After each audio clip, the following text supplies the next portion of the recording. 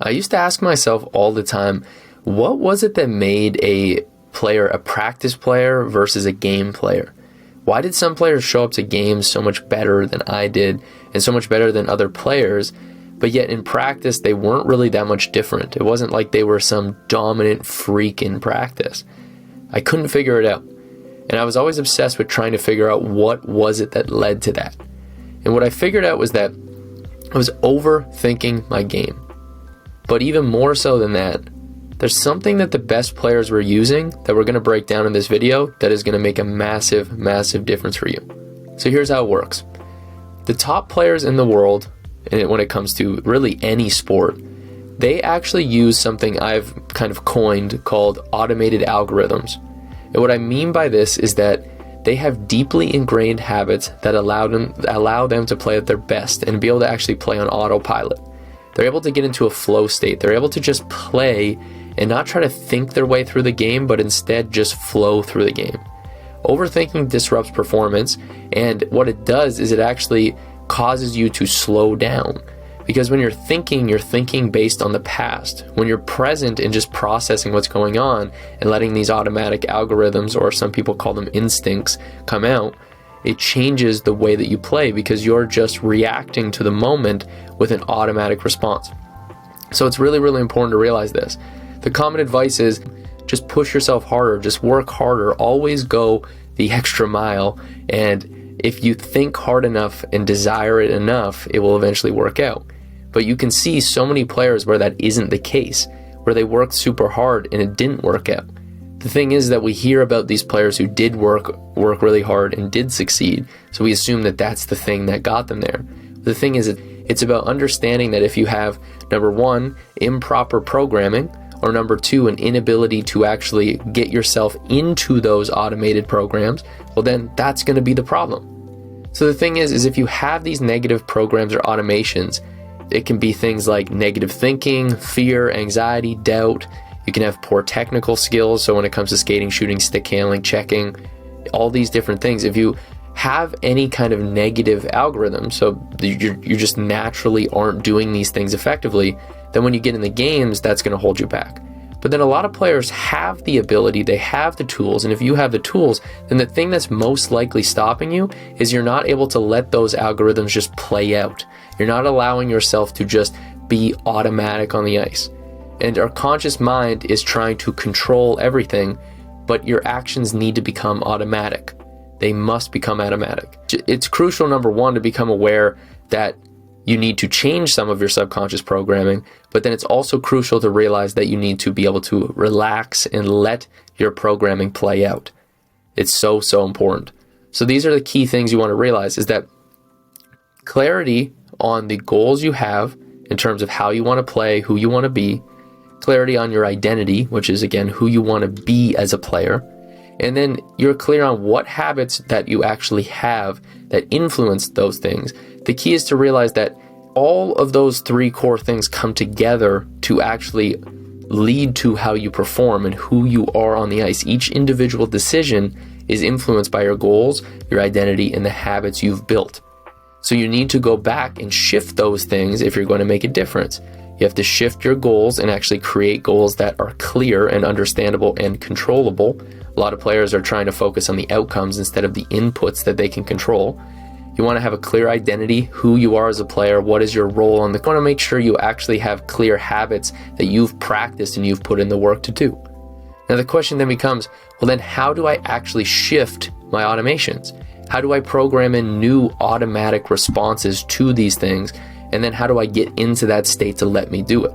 Well, number one, you want to identify your automations. So list all the current automations you have on the ice, off the ice, everything that you do every single day. The best bet is to just take a full week and actually track everything you do for a full week. See what comes up, and you'll be surprised at how many things that you do that are automatic that you didn't even notice. And start to treat your game film and even practice film, if you have different programs to be able to watch that, and notice how many negative habits you have. Also notice what positive habits you have. Write those down and then identify which ones are holding you back and get clear on those. Then number two is have a daily routine and affirmations. So write out a daily routine to actually develop positive automations.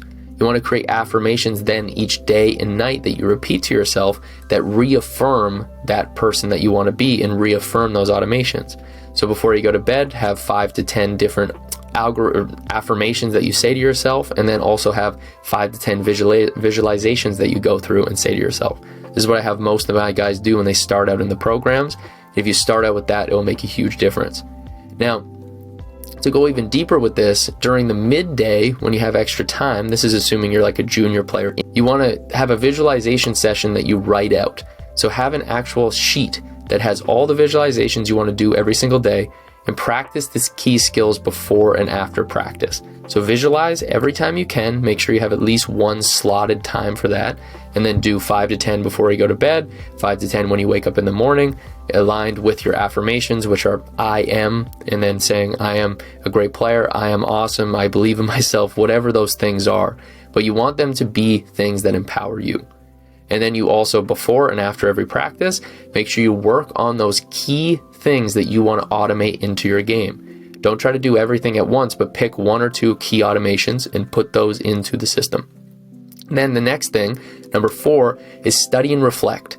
So actually watch film of the best players and try to understand how you can implement those into your game.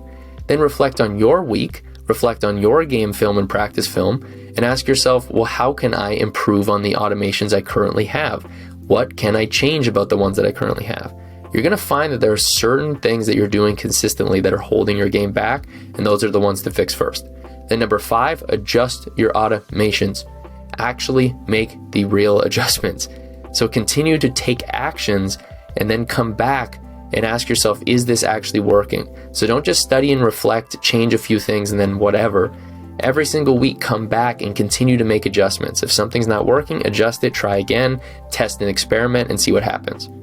Now, the key automations that I would work on having, and these are actually going to be routined automations, so these are sets of different automated tasks that you do.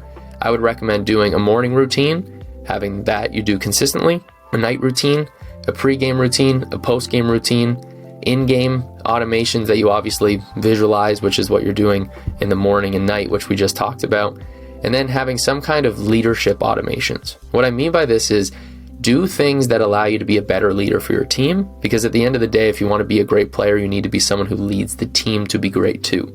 So you should have some habits there. I'm not going to go in depth with these, but these are concepts that if you really want me to go deeper on them, comment below, and I'll make sure to do that in the next videos. Now, here's the thing. There's some keys. I want you to remember that you need to get about 1,000 reps in order to really automate a skill. And then if you want it to become hardwired so that you never, ever do it another way, then you need to get around 10,000 reps. So it's a lot of reps, and you need to plan for that now. How are you really going to become an automated player? And if you're going to automate yourself to success, that's what it's going to take. So be aware that you may make mistakes, but be careful that you don't get used to making mistakes. If you're doing something negatively and you're making poor plays, your mechanics suck, and you do that too often, you're going to make it worse for yourself because you're actually spending too much time on things that are hurting your game. So be careful that you're not getting caught up in that. And then again, make sure that you share and encourage others to join you in your improvement.